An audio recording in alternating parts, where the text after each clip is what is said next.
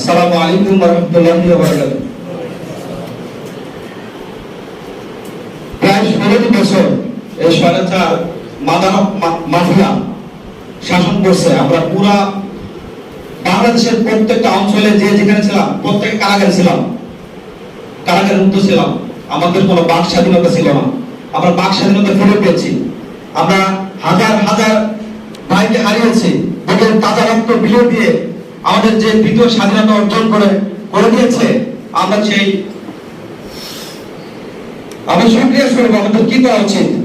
আমরা এমন একটা সমাজ, এমন একটা দেশ গড়তে চাই যেখানে থাকবে না কোনো রাহাজানি, যেখানে থাকবে না কোনো অত্যাচার, যেখানে থাকবে না কোনো নির্যাতন, যেখানে মানুষ বুক খুলে চলতে পারবে রাতের বেলায়। আমাদের মায়েরা, আমাদের বোনেরা সকালে দুপুরে রাতে যখন খুশি তেমন ভাবে চলবে। আফগানিস্তানের একটা উদাহরণ দিই, যে মানুষ দিনের বেলায় সারা দিনের ভিতরে লক্ষ লক্ষ টাকা হাতে গিয়ে ঘুরে, কেউ তাকেও দেখে না। এমন একটি সমাজ আমরা করতে চাই। যেহেতু সময় খুবই সংক্ষিপ্ত, আমি দু একটি আবেদন আপনাদের কাছে রাখতে চাই। আমরা আমাদের বিশেষ করে এখানে আজকে যারা উপস্থিত হয়েছেন, আমি আপনাদের কাছে বিশেষভাবে আবেদন রাখতে চাই যে আপনি আপনার এই বিভাগের কাছে প্রশ্ন করেন যে আমার যতটুকু দায়িত্ব, আমি আমার দায়িত্ব পালন করতে পারছি কিনা। আমার যতটুকু আমার অনুভূতি নিয়ে দায়িত্ব পালন করার কথা ততটুকু করতে পারছি কিনা। যে মাদক মাফিয়ার যে বেড়া ধরে আমরা দীর্ঘ 16টি বছর কাটিয়েছি, আজকে যে সময় আমরা পেয়েছি, যে সুযোগ আমরা পেয়েছি, এই সুযোগ আমাদের সঠিকভাবে কাজে লাগাতে হবে।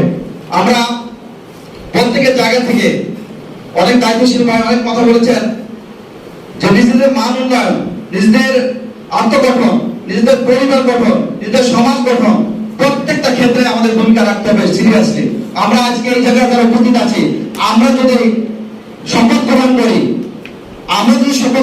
এই দেশ আমাদের শুধু উত্তরা না, পুরো বাংলাদেশের প্রত্যেকটা অঞ্চল আমরা পরিবর্তন করতে পারবো। আমরা যদি উদ্যোগ গ্রহণ করি, পারবো না ইনশাআল্লাহ?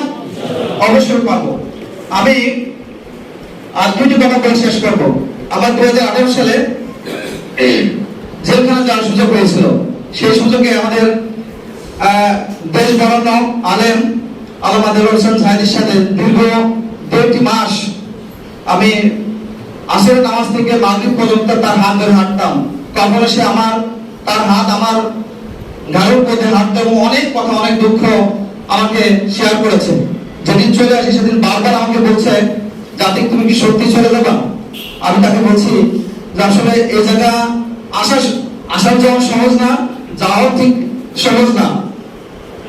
ঠিক একই ভাবে এখানে থাকার কোনো সুযোগ নাই।